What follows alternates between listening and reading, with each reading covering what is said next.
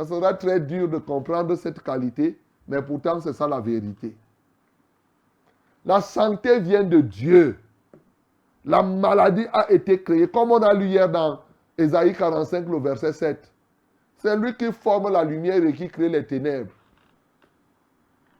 Il fait la prospérité et il crée l'adversité. C'est Dieu. Pourquoi nous, aujourd'hui, nous ne parvenons pas à comprendre que tout ça, là, toute la création, les hommes aujourd'hui arrivent à faire comme si Satan était notre créateur. Est-ce que tout a été créé par lui ou pas? On est d'accord que Dieu a créé toutes choses. Mais pourquoi vous croyez qu'il y a des choses que c'est Satan qui a créées? Sauf que tout ce qu'il a créé, comme il dit, tout est permis, mais tout n'est pas utile. Il a tout permis, mais tout n'est pas utile. Même les traditions que les gens font, même les sectes, tout ça, la Satan avec tout, tout a été créé. Mais il te revient à toi, dans toute la création, de prendre ce qui est bien, de prendre ce qui est juste, de prendre ce qui est bon. C'est là la différence.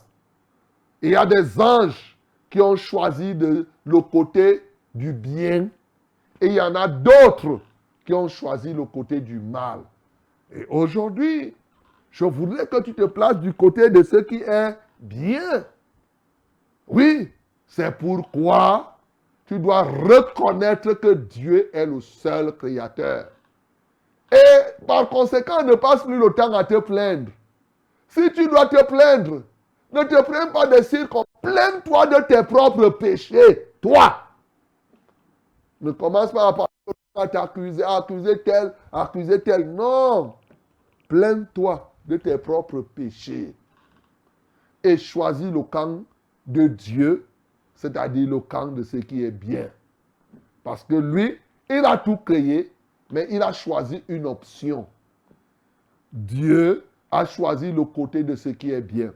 Je rappelle que même quand Dieu, l'analyse de l'homme sur les actions de Dieu est biaisée par l'égoïsme de l'homme.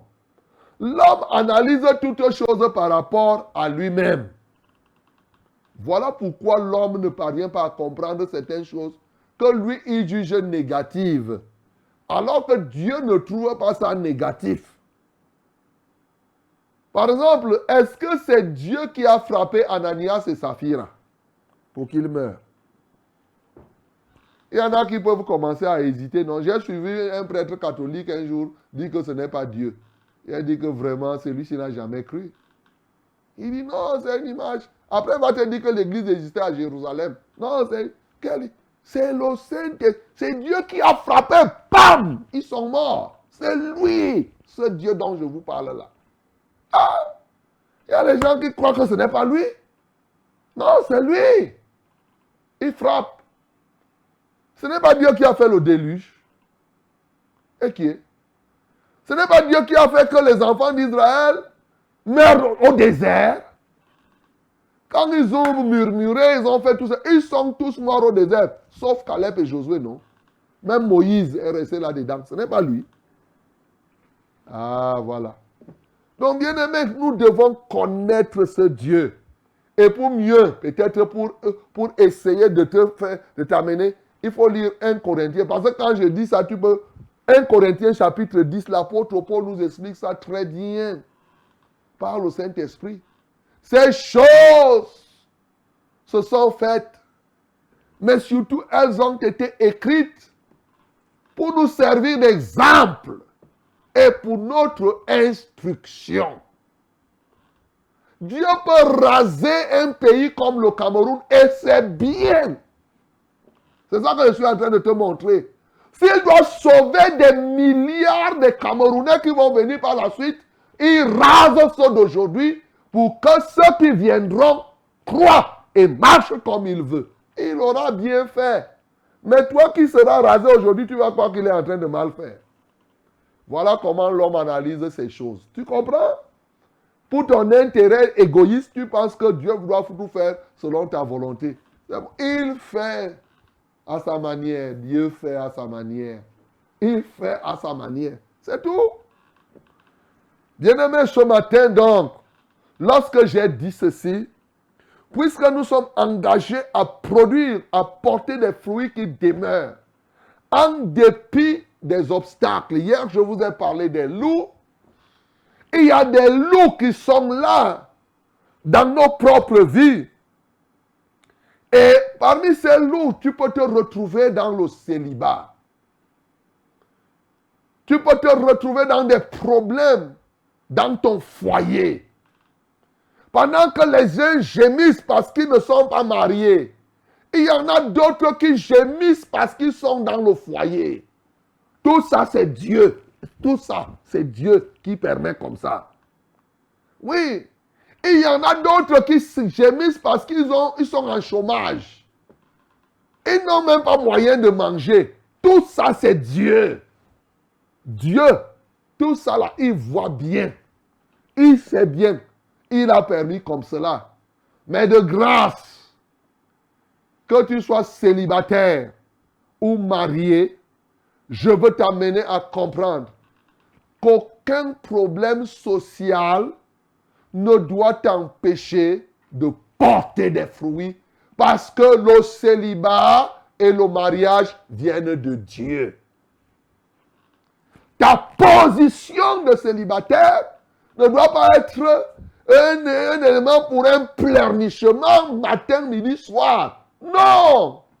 Ou bien je suis dans un foyer, oh vraiment mon mari ceci, ma femme ceci, et à partir de là tu ne portes pas des fruits que Dieu attend. Non! Ce n'est pas ça. Bien-aimé, tu dois comprendre que ces choses, lorsqu'elles grandissent, elles sont là, c'est des loups.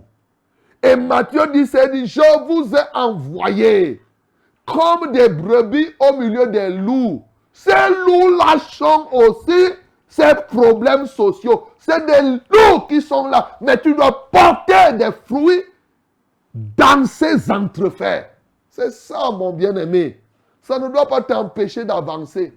Et tu ne vas pas attendre de te marier, toi qui es célibataire, pour que tu portes beaucoup de fruits.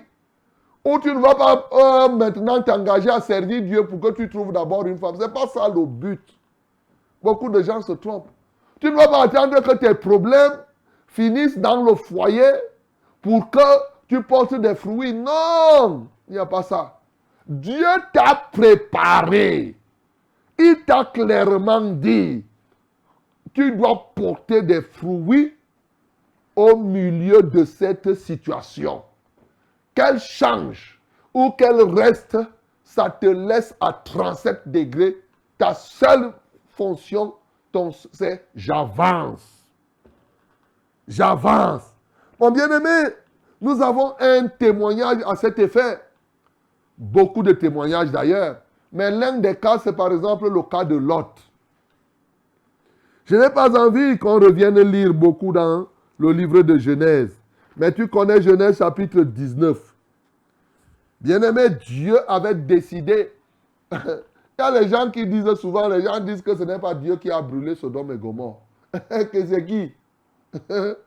Souvent, c'est ça que, généralement, la mission catholique fait propager. Pour certains prêtres que j'ai suivis, je ne parle pas à terre, je ne parle pas au hasard.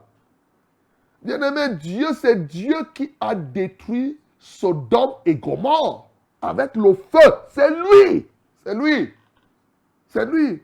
Et la Bible me dit, dans Genèse chapitre 19, le verset 24, il dit alors, l'Éternel fit pleuvoir du ciel sur Sodome et sur Gomorrhe du soufre et du feu de par l'Éternel. Il est même le feu dévorant. Dieu même, c'est un feu qui dévore. Il dévore qui? Il se dévore lui-même. Il ne se dévore pas lui-même. Donc, bien-aimé, il faut connaître ce Dieu-là. Donc, Dieu avait décidé de détruire Sodome et Gomorrhe à cause de tous les péchés qu'il commettait. Mais en même temps aussi, qu'il a voulu détruire Sodome et Gomorrhe, en même temps, il a décidé de sauver Lot et toute sa famille. C'est la décision de Dieu comme cela. Parce que Lot, lui, il s'est mis à l'écart. Je n'ai pas envie de recommencer toute l'histoire Allez vous renseigner dans Genèse chapitre 19.